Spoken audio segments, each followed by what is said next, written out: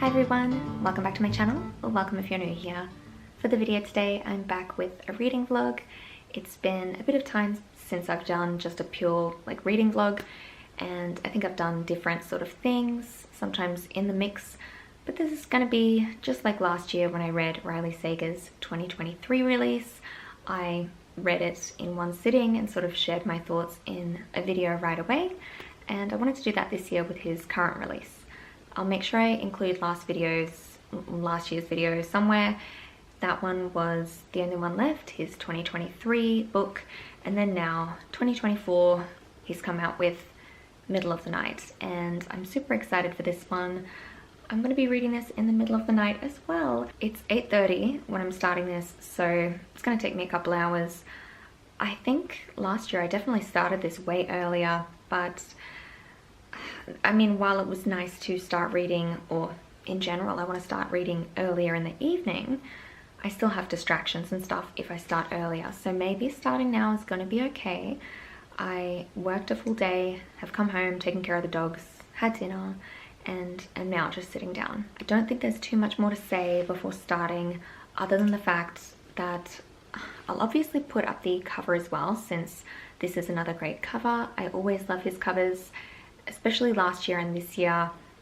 This one has a nice bright green font, but obviously you don't see that on the Kindle, possibly the only downside to Kindle.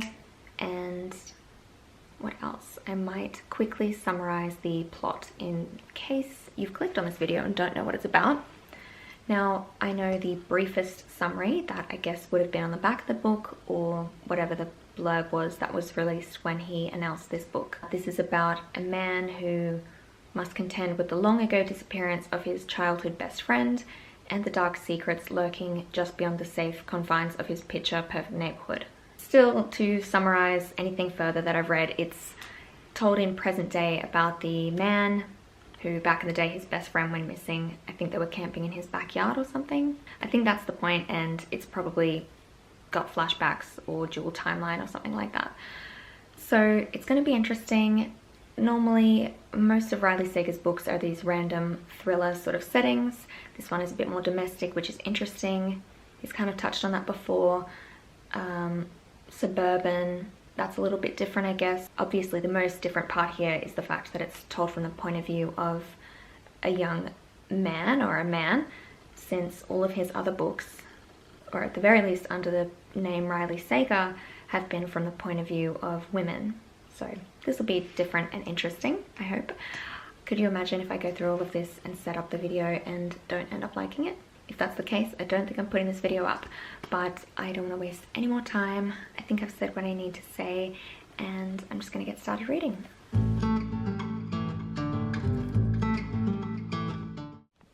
It's not much later at all, but something really exciting happened, and I've got to look online to verify, but seemingly there is a connection or reference to some other Riley Sager books, which I don't think has ever happened before, but there was just a sentence that mentioned two things, and I thought, okay, that's really familiar. I think he's referencing his other books. That's pretty cool. I could be misremembering, but I'm pretty sure I'm right that there is that connection to other books mentioned here.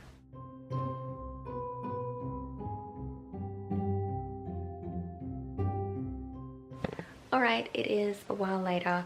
It's already 11 o'clock at night, and I'm only at the 25% mark, which for me, I feel like in this time I should have gotten quite a bit more into the book, but I've been getting distracted and doing other things tonight.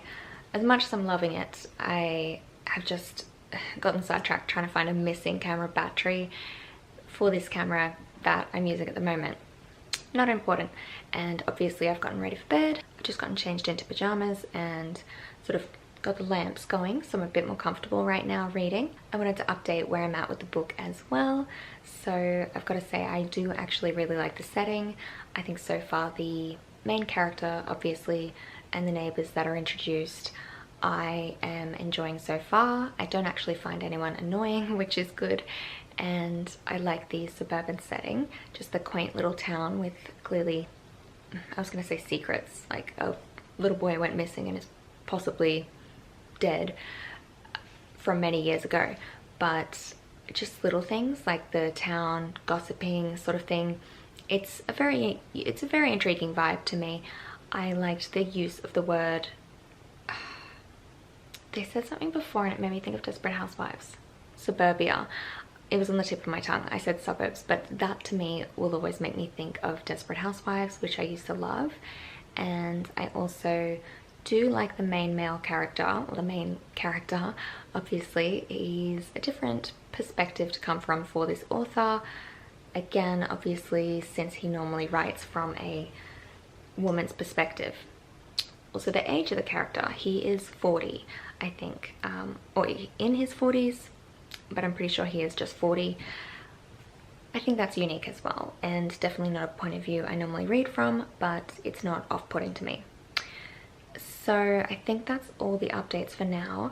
I am still feeling wide awake, even though it's 11. I think the book's just keeping me up, and I'm just gonna settle in. I might even set up my clicker and Kindle holder, the arm, like the holder, if you've ever seen one of those. I'll show you once it's set up, what my setup is. But I think I'm just gonna settle in and go for a little bit longer until I have any updates further from this.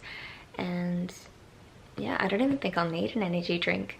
I've got one on standby in the fridge, but so far I'm feeling pretty good. So I'm just gonna keep reading. All right, so here's the perfect setup. I've got the Kindle holder, or tablet holder, I guess. It's probably mainly meant for tablets, but I've got it clipped onto that little tray. And I know from the lighting it'll be really hard to see. When I click this, it just changes the page. So really easy. So that's me set up for the next little bit. I also want to say I'm really happy. Tonight it's raining and it hasn't rained in a while, so it's perfect reading weather. But I'm good to go, and I'll check in after I get through another chunk.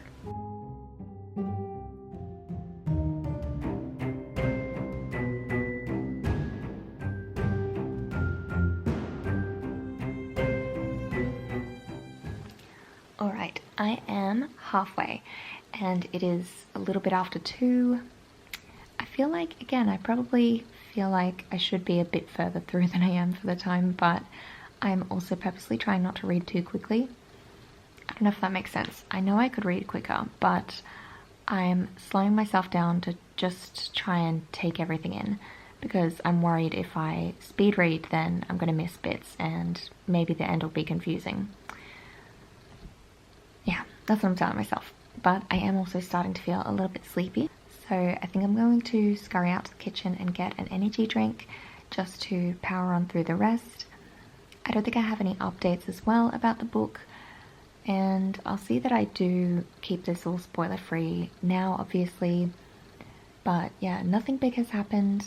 I think maybe the only reveal so far in the book happened with around the last update that I did. There was something around the 25% mark, but nothing huge. It was just, I guess, a big plot development, and then since then it's just lots of small things that are adding to the mystery, and constant mentions of a location, Hemlock Institute, I think it's called, and it's not explained what this is. It's just building up this mystery about this place and how clearly something has happened there as part of the missing boy, Billy, his history, but also other kids involved in the neighborhood, just things related to this place. So that's very exciting to find out what that...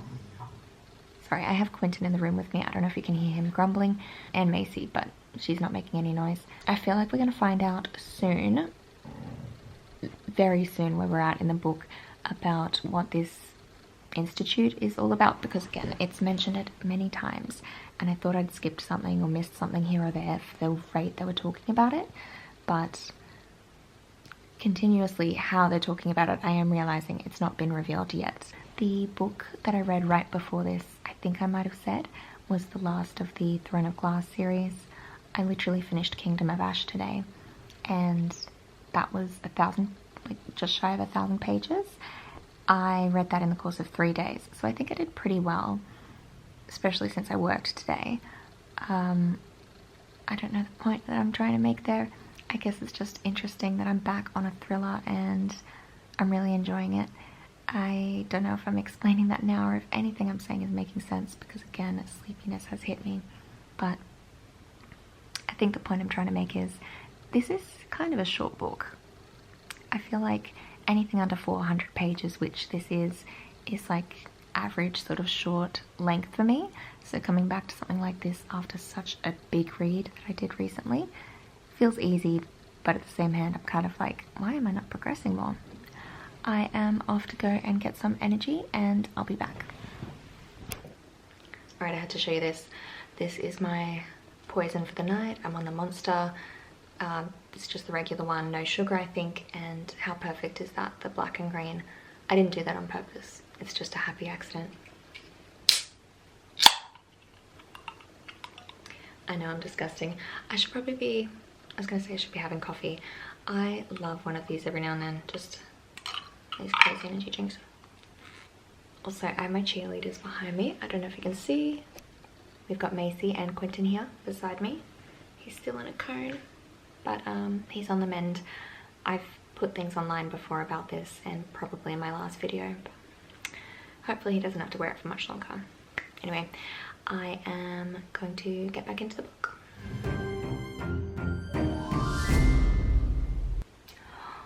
Alright, I was just getting time-lapse footage and they revealed what the deal is with this mysterious location, the Institute.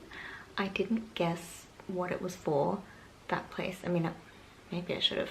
I'm intrigued. I like this. I like to see where this is going, and yeah, I'm gonna see what happens next, because the kids in a flashback are in this building on the day that the boy disappeared. So let's see what happens.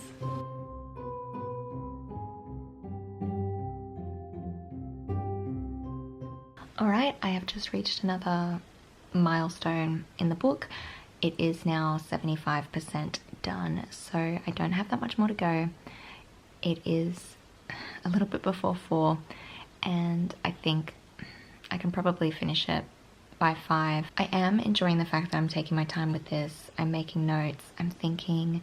I'm obviously doing this video, and like I said, I think in an update before I was starting to drift off, so I was slowing down, but I am back wide awake and I'm really interested to see how this book wraps up. There have been a few things that I wanted to mention. I guess firstly, I am really liking the fact that I'm reading this tonight. I know it's not ideal for everyone probably to read in the middle of the night. I don't know, it's really interesting because obviously the main character has some element of insomnia, and a lot of these scenes in the book are taking place at night. They're kind of creepy. Again, it's not horror, but I'm feeling like, you know, a little bit spooked. Not majorly, but just a little bit. Certain things. I'm kind of loving the fact that I'm reading it now versus on a bright sunny day. I also have an observation that I forgot to mention earlier. I know it sounds very mean, but there is a kid in this book who is quite annoying, and I think he's, I mean, it seems like he's intentionally being annoying, the way he's written. I didn't want to say anything at first when I noticed, and then I neglected to say it. Truth be told, he hasn't been in the book that much, but my god. I don't know if I'm just in a bitchy mood, but the kid is really annoying. I do notice this often. I feel like it's semi-regular sort of trope in books about the, like, all-knowing or older than his years kid. That's the sort of energy he gives off, and he's really rubbing me the wrong way. I only thought to mention that since I think I said all the characters are good and no one was annoying, but there is just this one little guy. I don't know why I wrote this down because it was such a small thing, but in the book as well it does mention one of the characters' small children were watching Bluey, which I love to see because Bluey is a Brisbane girl. I love that. I'm going to get through the last little bit and then do my final check-in, unless I really urgently need to pipe up when I see reveals, because this is normally the part in the story at that last little bit where Riley Sager will speedrun through multiple reveals. I don't think, surely he can't do as many as he did in his last book. I don't think that's even possible, but I'm going to see what happens. Let's finish this book. Oh my god, so I'm nearly done, and there have just been 2 pretty big reveals, and they're actually both things that I kind of predicted. Now, I have made a lot of predictions which are obviously not correct, but I'm kind of impressed with myself that I've been able to pick a few, and I don't think that's disappointing. I don't think it was terribly obvious stuff, but just, you know, things that were maybe hinted at slightly, and then I just thought, like, what could this mean? What does this normally mean in a sort of thriller book, especially when it's one of these super twisty books? So I'm pretty impressed with myself right now. Obviously, again, there's been a lot of out there things that I've thought that have not come to pass. Let's not talk about those, let's not think about those, but I'm having such a good time and I'm keen to see how this wraps up, because yeah, there's maybe about 30 minutes until I'm completely done.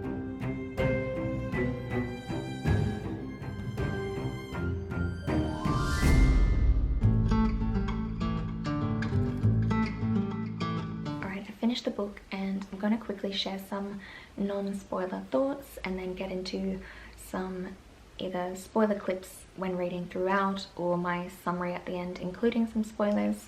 I'll fix it in editing, but now that I'm done with this one, I've got to say it is up there. My thoughts might change as I think more on it, because I think rating something immediately and then thinking more on it, opinions can change, but I'd say it's probably a 4.5 for me. I really liked this one a lot. I had a lot of fun guessing what would happen and seeing the reveals, actually thinking on a lot of stuff. I think the reveals make a lot of sense and I really enjoyed it. I would heavily recommend picking this up and reading it. And it probably goes without saying as well, I'm obviously talking highly of his books. I would recommend most of his books, I think all of them. It's funny how some of the titles like Survive the Night or The House Across the Lake, they're a little bit more divisive.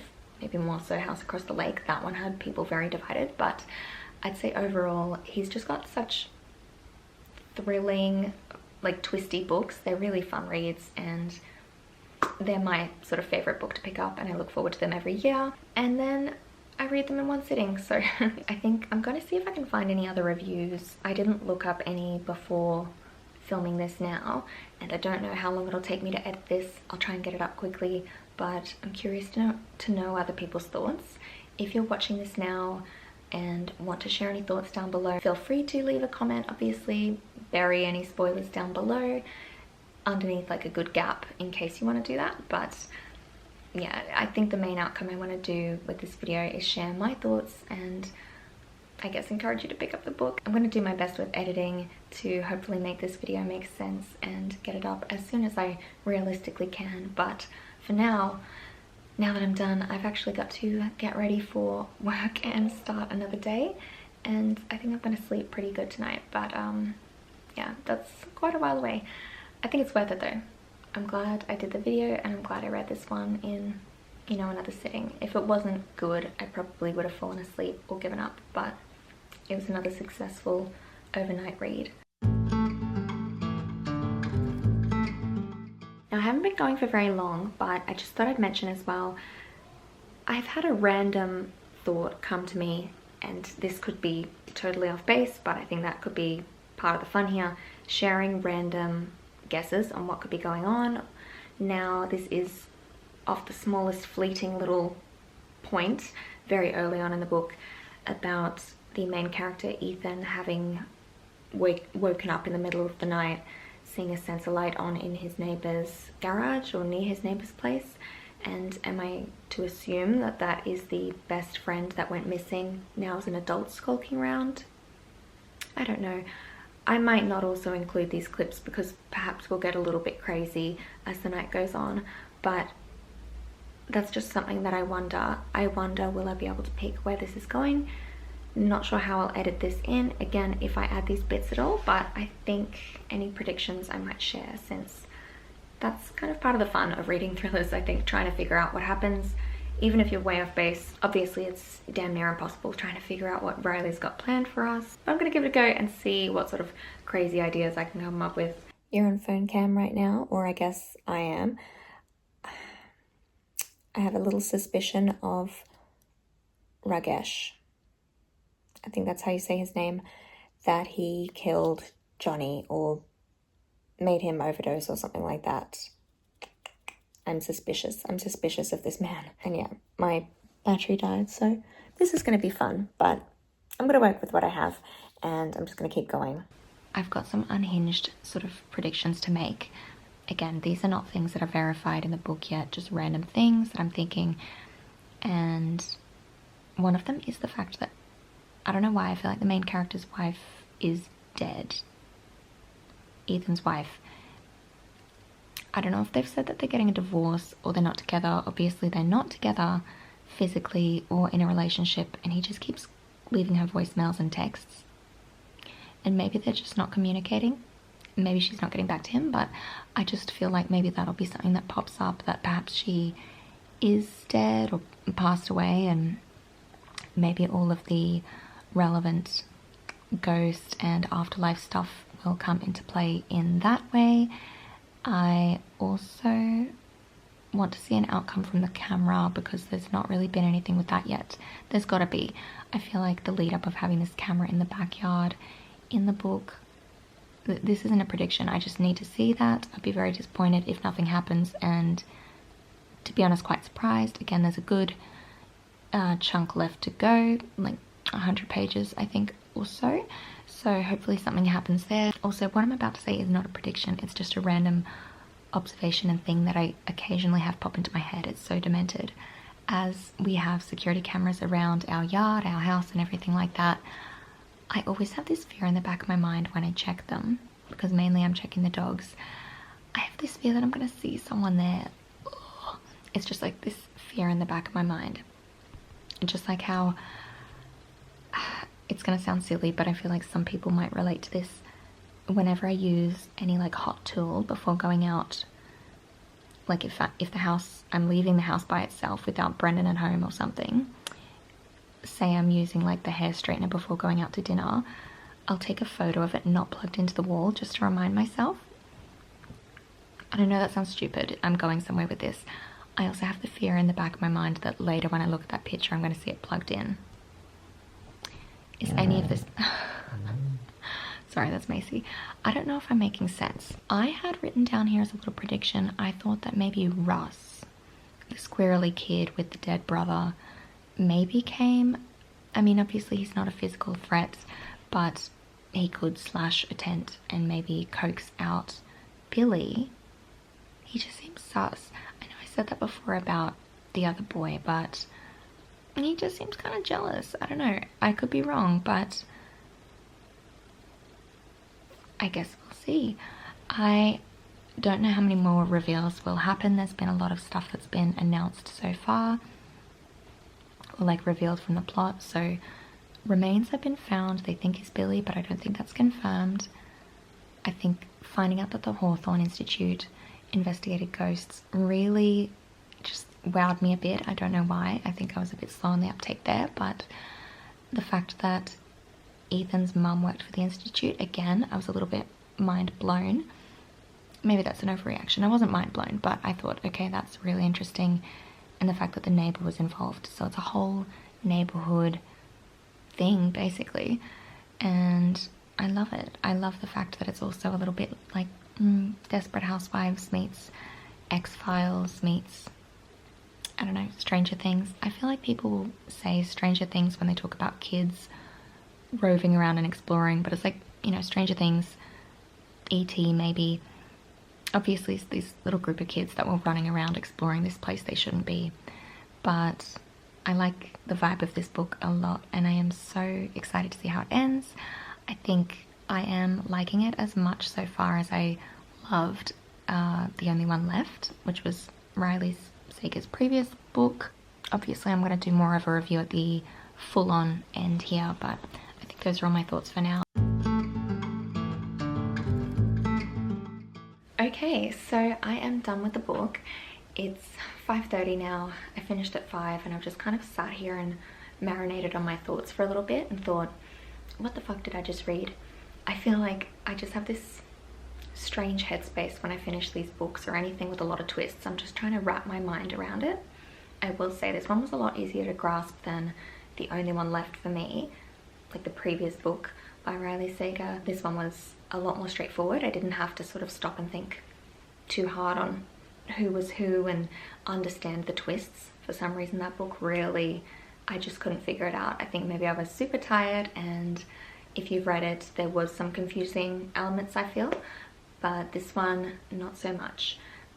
I mean, there was lots of twists and reveals, but it was all understandable. Again, I have no idea how I'm exactly going to edit this and where I will piece these clips together, because I do want to explain some things as spoiler free and some things with spoilers. But to sort of go from my last update, I think I was very smug saying that 2 things that I predicted or successfully guessed came to pass. Again, I came up with a lot of ideas and thought, oh, what if this happens, that were not correct.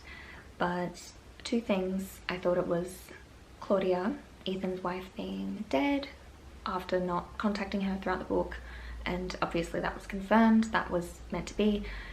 I also thought towards the end, after suspecting, you know, a few of the friends or a few of the kids in the neighborhood, that Russ, I thought, you know, he's a small kid or whatever, but he slashed it and maybe pushed Billy. I wasn't really sure, just out of jealousy.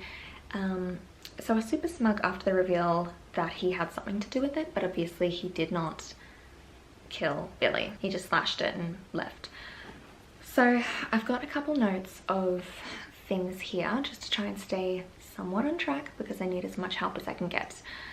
I think since any of those updates, there was a lot of other things that happened. I'll be honest, I completely forgot about Billy's brother. Like, I know he was mentioned at some point, but I feel like he wasn't spoken about very much. So finding out he was in the book at the end, I was a bit blindsided. I guess it does sort of make sense. There was those breadcrumbs about someone sort of... Sorry, that's my morning alarm.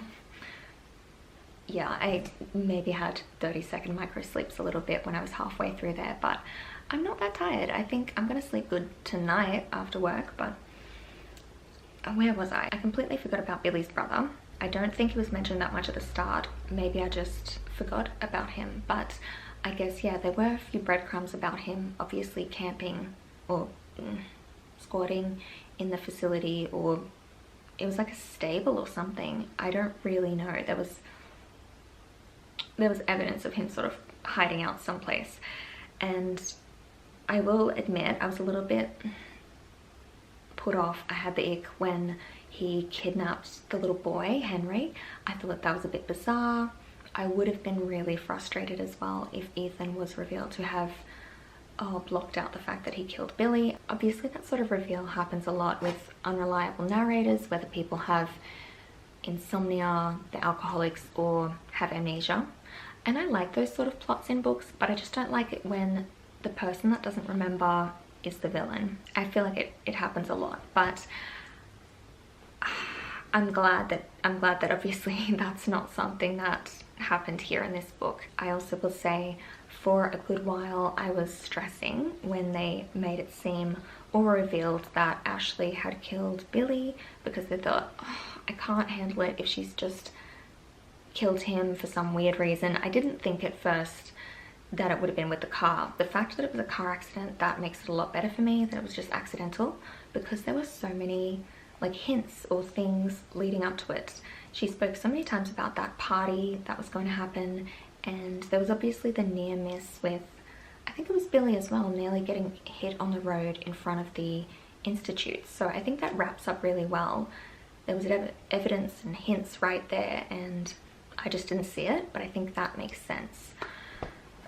Events that happened after that reveal did lose me a little bit again, and my final rating on this book, I might change my mind on. I'd say for now it's probably a 4.5.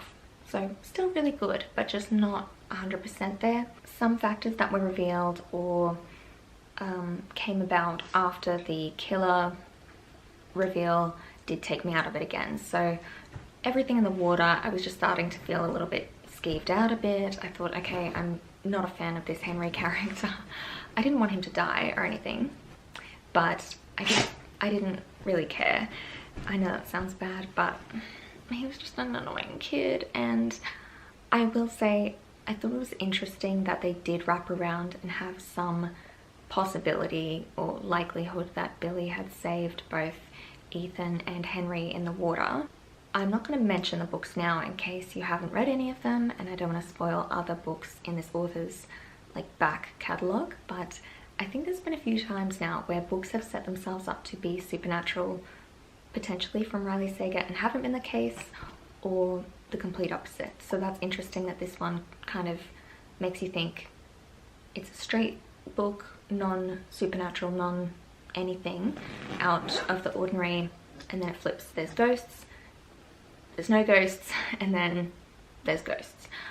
Or potential. I just thought that was kind of interesting how it did flop a little bit, but maybe that would annoy some people. I understand once a final mystery is sort of solved, then some people kind of just want a book to wrap up, and I'm much the same way. If it carries on for too much longer afterward, I lose interest, but I feel like it could have benefited a little bit from maybe another 10 pages even, just because there was a lot of stuff that was sort of mentioned that seemed really rushed. I know it doesn't affect the plot so much, but it seemed very skimmed over. The outcome for Ashley, I mean, I just feel like it was a little bit rushed and weird. She was so easily forgiven by the brother. Even though it was a mistake, it was just very odd to me, and seemed like things were wrapped up a little bit too perfectly in a bow. Even though she was in jail or some sort of facility, the fact that Ethan was taking care of her son and adopted him, it just seems so random.